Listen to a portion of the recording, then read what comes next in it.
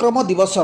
भारतर संघबद्ध स्वर महान जननायक नेताजी 128तम जन्म जयंती अवसर में जोग जन्मा कलिंगर यह सुपुत्र जन्म जयंती महाआडंबर बारिपदा स्थित केशरियार प्रतिष्ठाता कार्यालय में केशरिया हिंदू बाहिनी सदस्य मैंने पालन कर प्रतिष्ठाता श्रीजुक्त दिलीप दास अध्यक्षतार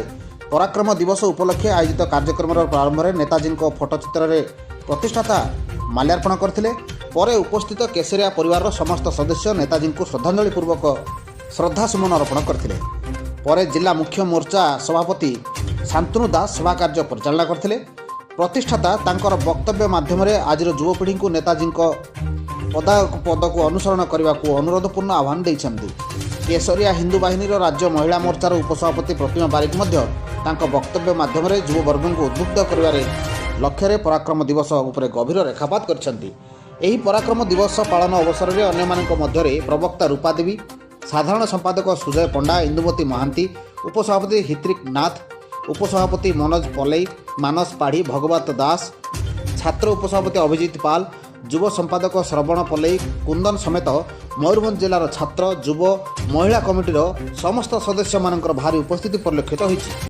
मु प्रतिमा बारिक केशरिया हिंदू बाहिनी ओडिशा राज्य महिला शाखार उपसभापति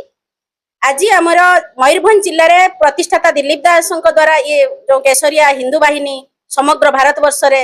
आज माने सुनाम अर्जन करिछि से प्रतिष्ठाता कार्यालय मयूरभंज जिलार बारिपदा सहर रे सेठी आज महान जननायक कलिंग पुत्र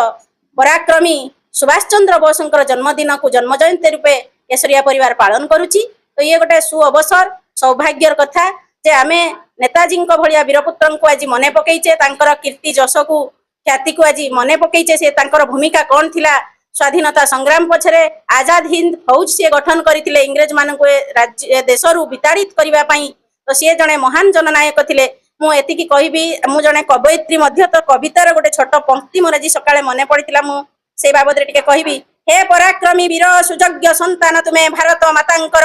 तब जयंती सुअवसर एतिकी प्रार्थना मोर अदृश्य होई झरी पड़ू आशीर्वाद एई कलिंग माटी परे तुमर नीति जन्म नेउ सुभाष रूपी प्रतिभा ए माटीर घरे घरे जय सुभाष चंद्र बोस की।